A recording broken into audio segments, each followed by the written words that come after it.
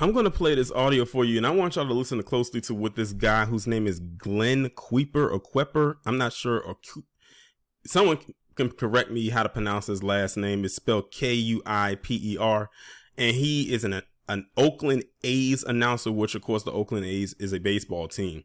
And I want y'all to listen to what this man said. We had a phenomenal day today. Negro League Museum and Arthur Bryant's Barbecue. Welcome back to Kauffman Stadium. I just wanted to note it earlier in the show. I said something didn't come out quite the way I wanted it to, and I just wanted to apologize if it sounded different than I meant it to be said. And like I said, I just wanted to apologize for that. We had a Okay, so y'all just heard it right there, and you clearly heard what word he said.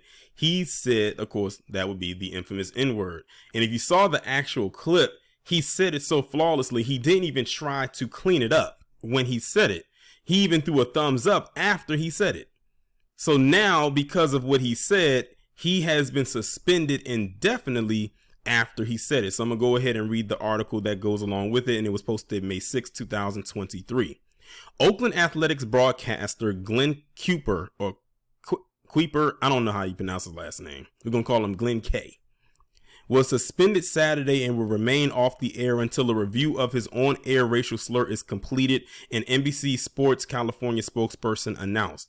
The slur occurred during Friday's pregame show ahead of a weekend series opener against the Kansas City Royals. Appearing alongside color commentator Dallas Braden, Glenn tried to tell the audience the pair had visited Kansas City's Negro Leagues Baseball Museum.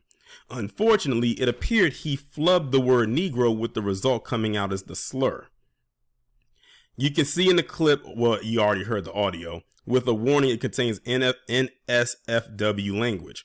Glenn, who has been Oakland's television play-by-play commentator since 2006, later issued an apology at the start of the sixth inning, saying his intended words came out as something else. No, you meant to say that. See, they're trying to clean it up as it being an accident, but this was no accident. It came out too calm for him. Again, he did not try to clean it up. And again, he threw the thumbs up after he said it. NBC Sports California released a statement from Glenn the next day with a firmer apology than what he gave, stating, "I could not be more sorry and horrified by what I said. I hope you will accept my sincerest apologies." Basically, they're saying the apology, the so-called apology that you gave the first time, wasn't really an apology. The A's quickly denounced Glenn's language after the game, releasing a statement saying they would address the situation. The language used by Glenn during today's pregame broadcast is unacceptable. The Oakland Athletics do not condone such language. We are working to address the situation. One person who called for forgiveness was Negro Leagues Museum President Bob Kendrick, who released a statement earlier Saturday denouncing the word used, but noting Glenn was genuinely excited. Oh, get the F out of here. Who is this Bob Kendrick? If this is one of them old niggas, like Jason Black says, yeah, he said Glenn was genuinely excited when he visited the museum and welcomed others to forgive Glenn. I'm aware of the unfortunate slur made by Glenn. I welcomed Glenn to the NLBM yesterday and know he was genuinely excited to be here. The word is painful and has no place in our society. And while I don't pretend to know Glenn's heart, I do know that my heart is one of forgiveness. That's your heart. Don't speak for the rest of us. I hope all of you will find it in ourselves to do the same. Nope. You are on an island all by yourself. Former A's great Dave Stewart, who was black, seconded, oh my God, Kendrick's statement and said his years of knowing Glenn made him think he deserves a second chance after an unfortunate mistake.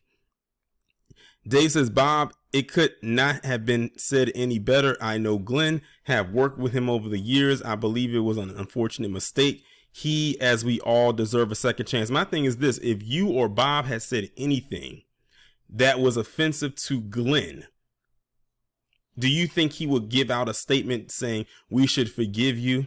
I highly doubt it. That's why Jason Black said you got to watch out for these old niggas. There it is right there. The A's are on the road for the next 5 games, returning home May 11th against the Texas Rangers. And you know what they're going to do? They're going to hang on what those two idiots said. Yeah, I called them idiots. And say all should be forgiven. If they can forgive him, then why can't you? See what I mean? Send out and trot out some of these insignificant, over the hill type of people to try to be the spokesman for all of us. And the thing is, to my knowledge, it's not like they were forced out there by handlers to go and do this. They volunteered to throw interference for Glenn instead of letting him catch the heat by himself. If the organization he works for fired him, not fired him, suspended him indefinitely, then that means they believe he did something bad. Why are you two chuckleheads coming out to try to throw water on an already burning fire? Let the ish burn. If you want to know why many of us don't get as far as we can, it's because of those two fools right there that want to jump and play interference for this fool right here. This guy clearly is a dub S. He said what he probably says out loud at home, out loud on the air. He forgot where he was. He forgot he was on TV. He forgot that there were millions of people watching, and he forgot that his mic was on. You could even look at the response from his from the person sitting next to him after he said it. He kind of put his head down and was like, did this guy just say that? Like live on the air? So, yeah.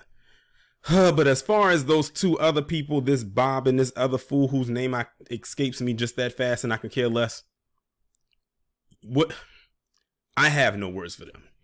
I have no words. Like, I don't get it. I don't get what it is with some of the people amongst us, whether they are around my age, unfortunately some younger, but especially the so-called elders that want to throw interference for people that don't need to be interfered. Because now they're going to probably look at that and say, oh, well, because they said it wasn't that big of a deal, maybe they can bring it back. And look, they're black. They don't seem to care. They can speak for themselves. That's only two out of many who do not share the same sentiments. But see, they like those type of Negroes. They love them. Guess what? We don't love them. Deep down, they don't love them either. But if it can get them out of the clear, they'll love them for that moment. I was supposed to really be going in here to grill this guy, but here I am grilling these other two fools. Insanity.